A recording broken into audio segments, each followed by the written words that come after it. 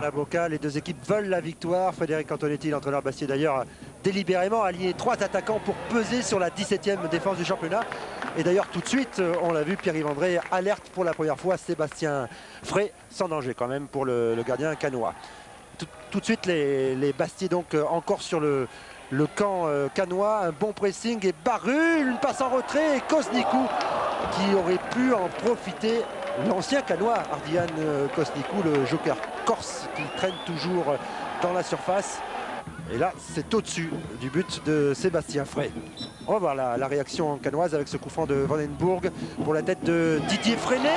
Ça passe tout près à quelques centimètres même du poteau, du montant de Éric Durand. 0-0, c'est le score à la mi-temps. Ça n'a pas l'air de satisfaire Frédéric Antonetti. Surtout que les Cannois sont très entreprenants dès le début de la deuxième période avec Marco Grassi qui va voir Mdani qui va fixer Éric Durand. C'est l'ouverture du score.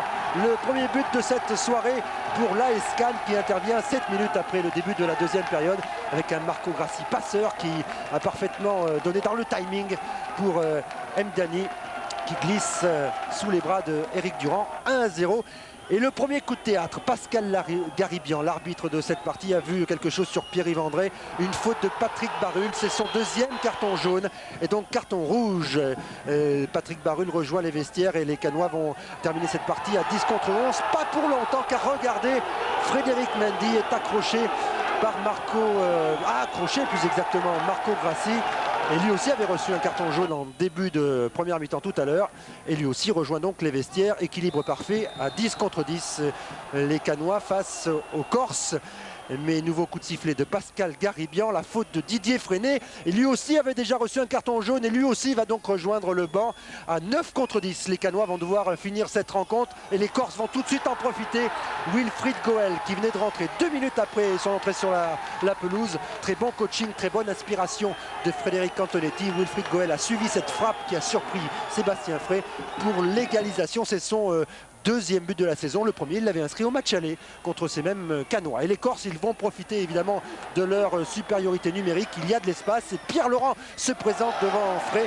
Le futur gardien de l'Inter là effectue un arrêt réflexe pour écarter le danger. Le deuxième but de Bastia était au bout des pieds de Pierre Laurent.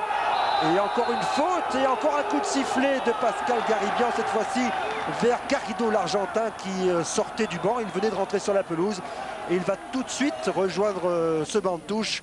4e carton rouge, 4e exclusion ce soir.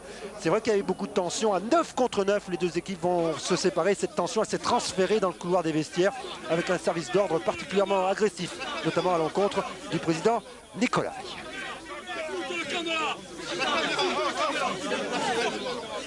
Voilà pour des images filmées il y a quelques minutes. Vincent Alix et toute l'équipe de Jour de Foot et de Kiosque est bien sûr en place. Vous nous rappelez bien évidemment